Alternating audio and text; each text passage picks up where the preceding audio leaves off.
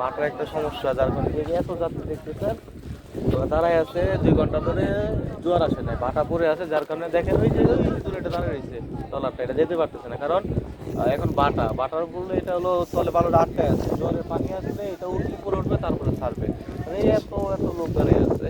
তো আমরাও দাঁড়ায় আছি, আমরা ওই পারে যাবো, এই জন্য আমরা যোগাযোগ ব্যবস্থাটা সম্পর্কে যদি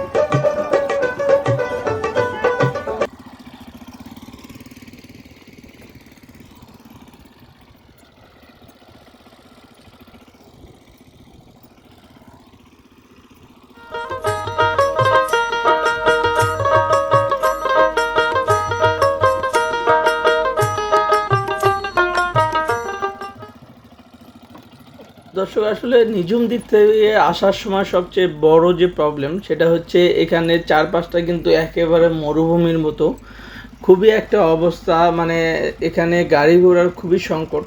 একমাত্র বাহক হিসেবে আপনি পেয়ে যাবেন সিএনজি, অথবা আপনি পেয়ে যাবেন হুন্ডা।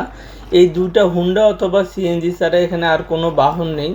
তো এই চারপাশে মরুভূমির মতো অবস্থা, সেখানে আসলে এই বাইক নিয়ে যাওয়া অথবা সিএনজি নিয়ে যাওয়া খুবই কষ্টের একটা কাজ, আর খুবই কষ্ট। যাতায়াত ব্যবস্থার খুবই অনুন্নত যোগাযোগ ব্যবস্থা, যার ফলে এই নিঝুম দিক থেকেই কিন্তু আমাদের আসতে হচ্ছে খুব কষ্ট করে। এর কারণে যদি এটার আরও বেশি উন্নতি করা যেত তাহলে হয়তো বা পর্যটন আকর্ষণ করা যেত, এই নিঝুম দ্বীপ থেকে গড়ে উঠত। ধন্যবাদ সবাইকে।